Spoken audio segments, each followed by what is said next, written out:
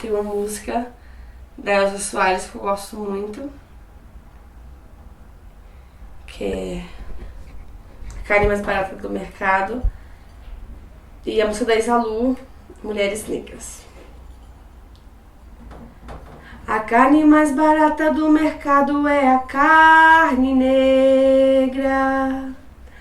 A carne mais barata do mercado é a carne negra.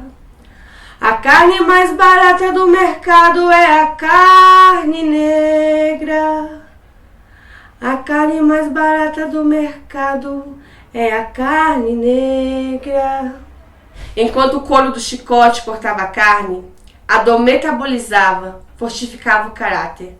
A colônia produziu muito mais que cativos, fez heroínas, que para não gerar escravos matavam os filhos.